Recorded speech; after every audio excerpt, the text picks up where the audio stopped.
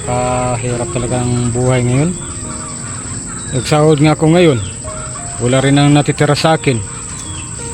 Pinapambayad lang sa utang. Ngayon di pa ako nakapagbayad doon sa inutangan ko. Doon sa inutangan ko manok at saka isda. Paano kaya ako makakuha nito pambayad? Wala talaga ako natira ngayon. Saan kaya ako makadiskarte nito? Hirap talaga ng buhay. Labor ka lang. Kaya kahit anong sipag mo, wala talaga matitira sa sahod mo eh. Mauna mo na yung utang bago sahod eh.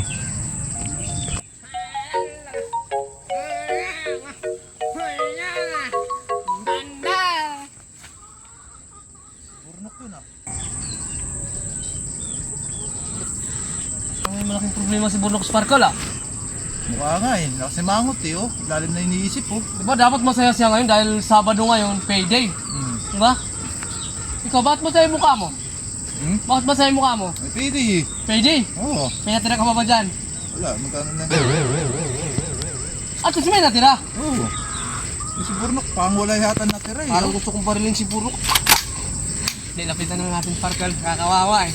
Parang napakalalim na isip. Malalim pa naman yung ilong ka. Baka tumalon ano? Ano, kapit kaya natin.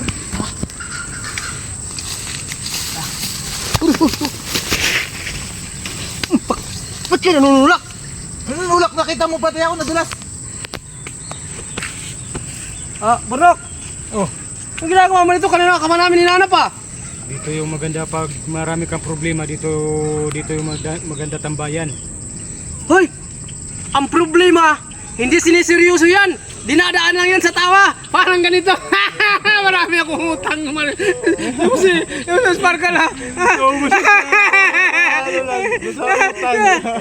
Hindi talaga tumawa Sparkle. Parang malaki talagang problema. Nag-iisip nga ako eh, wala nga ako pambayad eh. Sabado ngayon. Wala nga natira kay Tiso. Mayroon pa nga akong bayaran.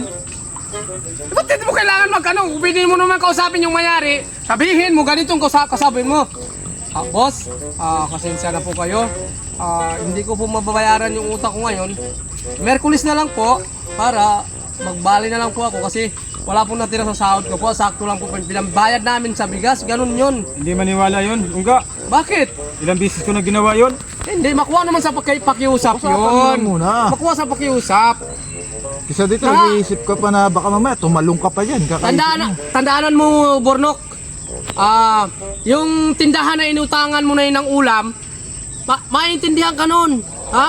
Lalo na, alam mo kung bakit ka maintindihan? Ha? Dahil sa itsura mo, kaawa-awa talaga. Tingnan mo si Sparkle. Smiling.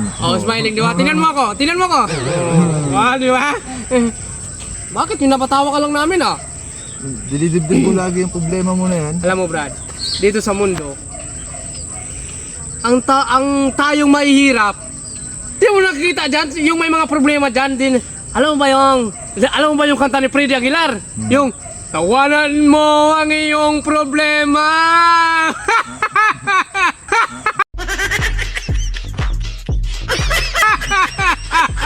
Mga tagatawa tayong pera eh. Wala ka naman talaga. Wala ka man ang tinasahod mo? Wala. Bakit? Wala pa nga pambayad sa utang eh. Buti ako, may natira pa ako, kahit 10 piso. Oh, may 10 piso siya. Buti ka pa, may 10 piso ka. Alam mo anong gagawin niya sa 10 piso niya? Pambili niya daw ng yelo. Yan na daw inumin niya ngayong gabi. Magkano ba utang mo sa tindahan? 350. Wala tayong pera. Wala tayong 350. Muna kung bakit kayo pumunta dito? Dahil sa araw ng Sabado ngayon, nag-usap kaming dalawa na baka pwede naman makahiram ng pera sa'yo. Kaya nga, manghiram nga sana kami sa yung pera eh. Mga loko-loko pala kayo eh. Bakit? Kita mo nandito ako, tapos hiraman niyo ko pera. Alam na po namin, may pera ka pa eh. Diyan na nga kayo. Ikaw may pakana nito eh, tingnan mo. Ano mo ako? Nakita lang natin yan dito eh. Ikaw, sabi mo kanina, manghiram ka ng pera, wala pera yung tao. Kawawa na nga yung tao. Makamay na nga. Alam mo pala wala na pera, binanggit mo pa manghiram tayo. Nahulog pa tayo dito, nahulog pa. Tingnan mo, nakagasgas ako, nahulog pa tayo dito. Kasalanan mo ito eh. Ha? Ha?